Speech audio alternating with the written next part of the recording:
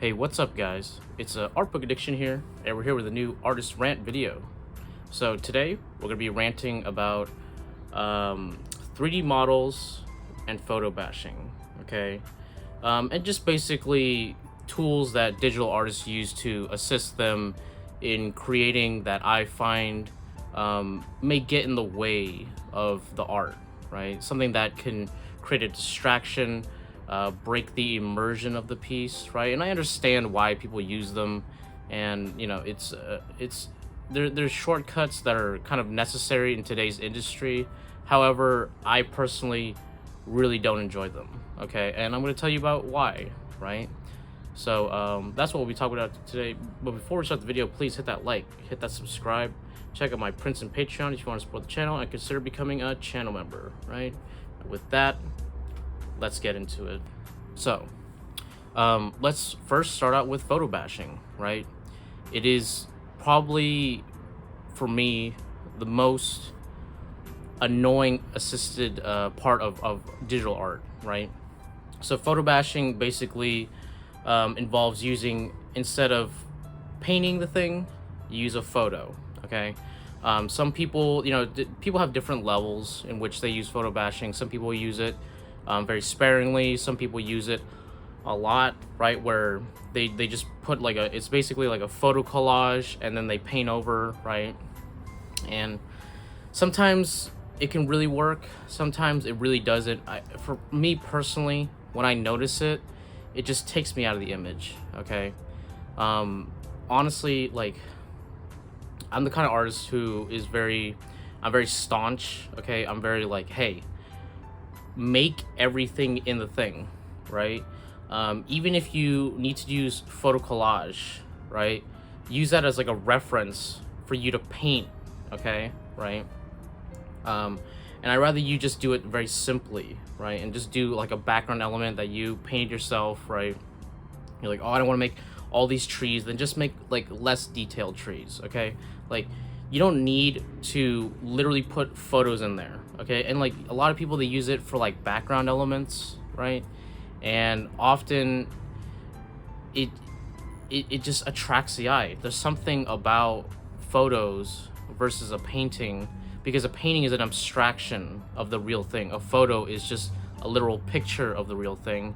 And when you put them together, there is this disconnect, right? I mean, you can make it work. You can make it work. I've seen people who photo bash and they paint to the level of the photo, right? Where they paint like kind of photoreal, right? And they could get to the quality where it's almost similar, right? But in most cases, when people photo bash, they put it together and it just doesn't match up right, or they're using it as a quick shortcut to like oh, I want trees there, or I want a lot of trees, right? Buildings, okay? Things that, like, they're kind of labor intensive but are kind of unnecessary to a piece, right? But for me, I'm like, I'd rather you just do like a simple building, do like a simple tree, right? Or just put green in the background, right? It's not that hard to just make like a simple background for your character to be on, or what have you, right? Or to create your idea, right? And I understand that there are industry limitations and they require you to be fast, right? And my response to that is to paint simpler, okay?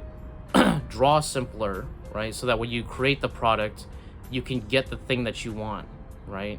So, I studied to be in the industry, right? I understand the limitations and I understand what was supposed to be there, right? Obviously, I'm not in the industry because I paint oil now, right? But I know what they wanted, and I know like the speed that it required, okay?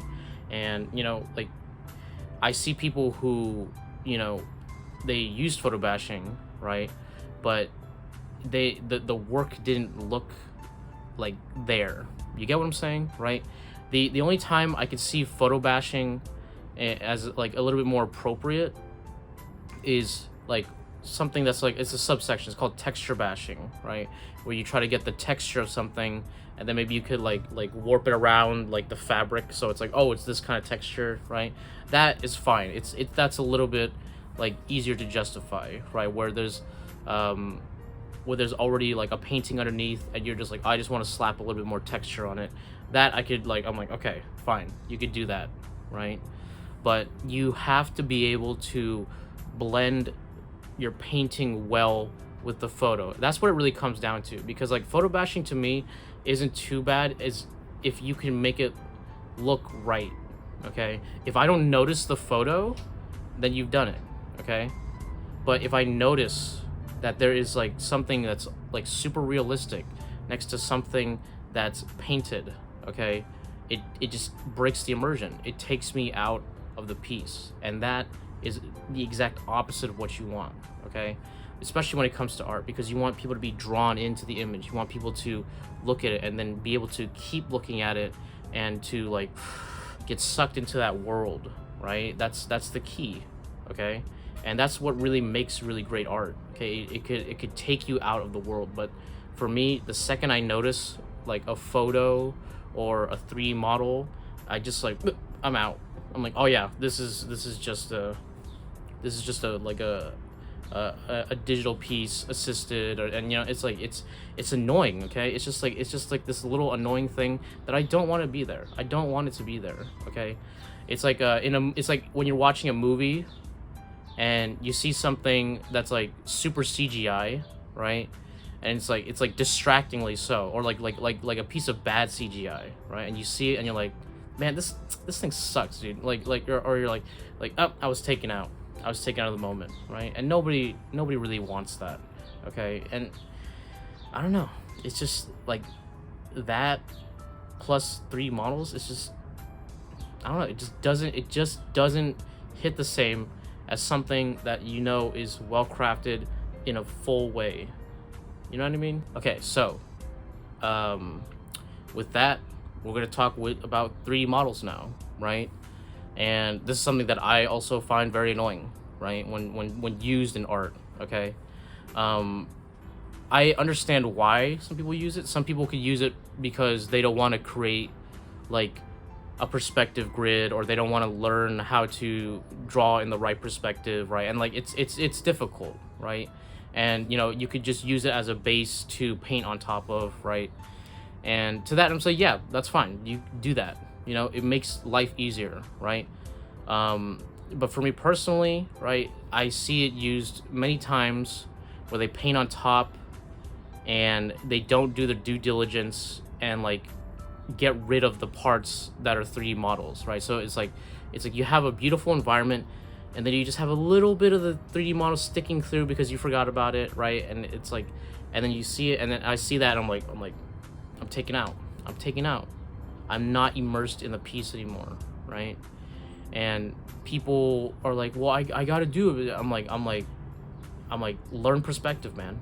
Learn perspective. It's not that difficult to learn a little bit of perspective, draw it out, right? Some people will be like, well, that takes more time. And I've seen people who have built the 3D models, okay, and like versus like drawn out the environment, right? And I've noticed that it takes like, sometimes it takes about the same time, right?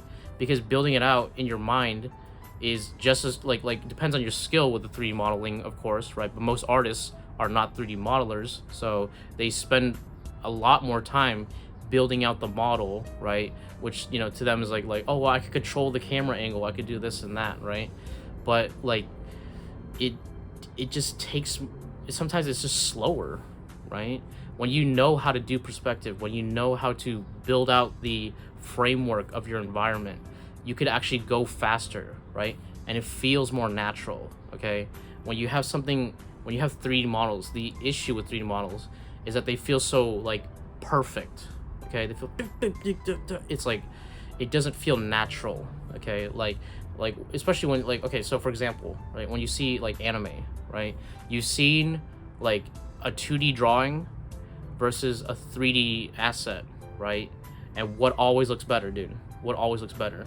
The 2D, right? Because it feels more natural. It feels better, right? When something is 3D, a 3D model, it feels too perfect. It feels too like symmetrical. And like things in life are not perfectly symmetrical, right? Everything is just a little off, you know, just like the tiny bits, right? And the human mind can capture that, right? Because we are imperfect in ourselves. Our hands are imperfect, right? But with those imperfections, we create something that is natural to us, right? That's natural to the eye, right?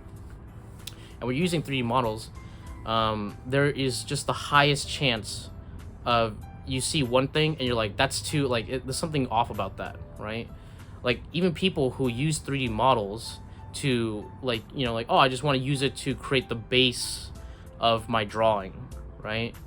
Don't you notice that? Don't you see it and you're like there's something off about that. There's something off about that drawing. Like, so, like, I've seen a lot of people in like comics recently using 3D models to assist them in creating like the poses that they want, right? And you look at it and you're like, there's something weird about this, right? You look and it's really distracting, okay? And it takes you out and you're like there's something off. And then like you look at it and you're like, and you notice that, like, oh, the posing is weird, right? There's like, it feels like someone took a model and you pose them here, and then you you kind of naturally decide to pose them in another format. You don't really change the composition, and it's like, it just feels like it's like a movement. It's like a 3-step movement, except it's the framing is the same. You get what I'm saying, right? So it also prevents you from creating like interesting compositions, right? Because you're just naturally moving the model along as if it's like a film, right? But when it's a drawing, like, you usually are like, you know, I'm just gonna make this like completely different, you know, like completely different angle, completely different composition, right? So that's what makes the comics look visually interesting, right? So like three models actually can hold you back from being to create the things that you want, even though you think that it's a great, you know, resource to get you to the spot that you want to be, right? Because it makes things easier. But when things become too easy, they become factory made. They become something that's like it's cheapened, okay, right? Whereas if you just drew it yourself, it would just work, right? It would just look better, right? And I like, you know, I like I said, I can't really describe it better than just looking at anime, right? It just looks better when it's drawn, okay? Everything just looks better when you use it from your hand, right? There is no 3D model, right? And it's just because the 3D model, it looks too stiff, right? Why does it look stiff? Because it is perfectly symmetrical, okay? It is the perfect thing, and it just doesn't look right, you know? Because it doesn't look natural, right? And it breaks that immersion, okay? That's the number one thing that you want from your audience, is to be immersed, okay? If you're making environments, you want them to be immersed. If you're making a character, you want them to be immersed in the image and try to look at that character and understand what they're about, right? And to enjoy the image. But if you use the 3D models, if you use the photo bashing, okay, and I'm like, and don't even talk about photo bashing with 3D models, okay? That is just like mess, okay? And then you throw an AI in there, and then I hate you, okay, as an artist, right? And like, and I'm not saying that this is an absolute, okay? I've seen people who do it well, and I'm like, wow, I didn't even notice, okay? But in most cases, especially for the younger artists, right? They try it, they use it as a crutch, okay, to make up for their lack of skill, right? Because they haven't built it up yet, right?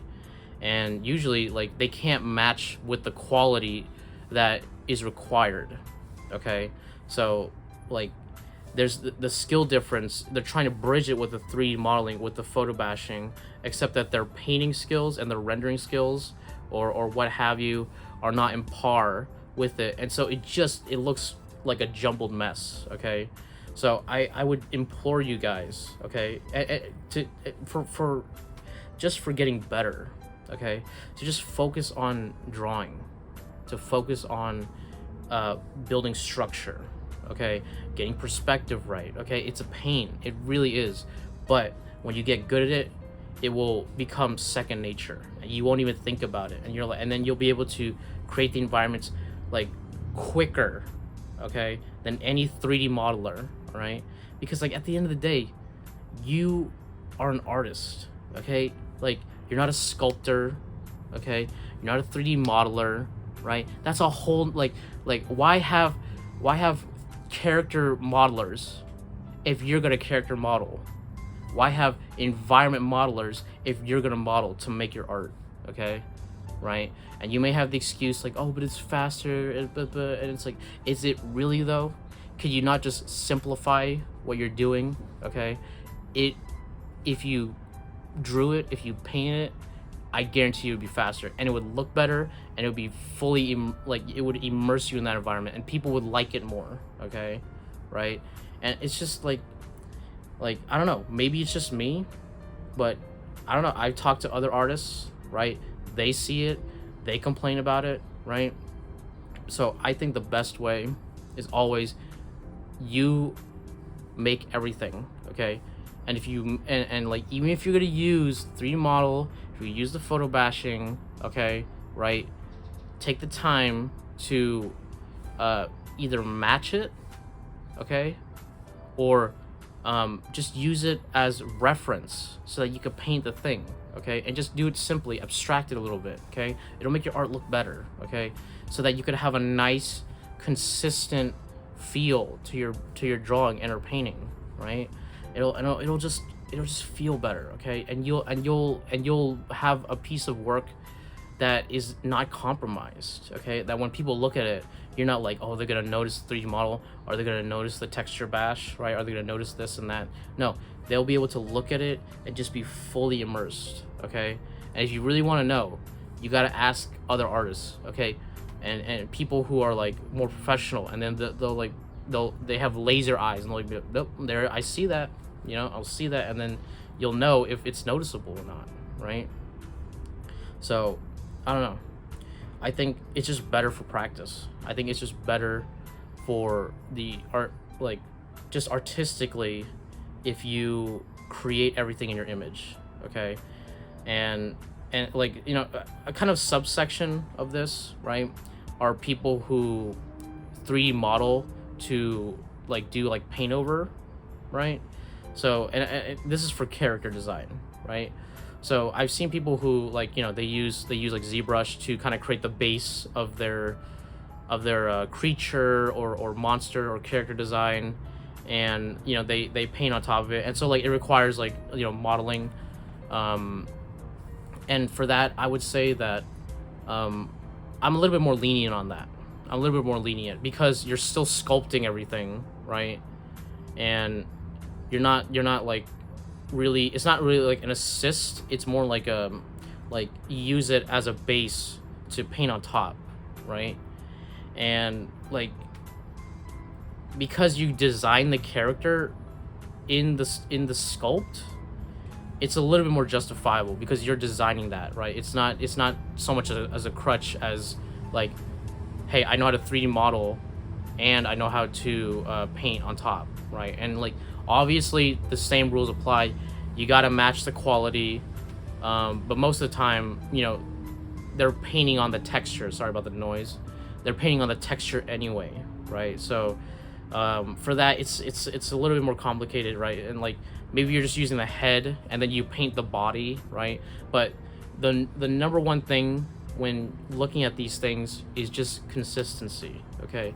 It's just, does it distract?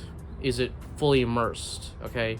And if it's not, you take that little bit extra time, because you're an artist, because that's what we do, to make it look like that, okay? To bring it to that level where there are no distractions. You just look at it and you're not gonna be like, oh, is that a 3D thing right here? Because I've seen 3D models where like they paint most of it and then they just like they have like the cheek, and you can see like the like artifacting of like the 3D model here, and it's like, and they just change the color green, and it's like, no, that doesn't work. No, paint on top of it, make that thing work. Okay, bring it to that level, right?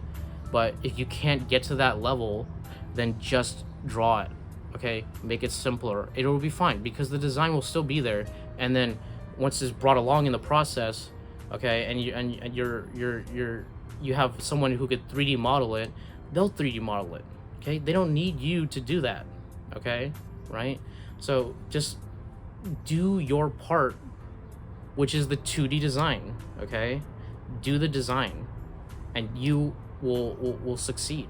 Okay, and you'll get better at it. Right? Don't let the photos hold you back.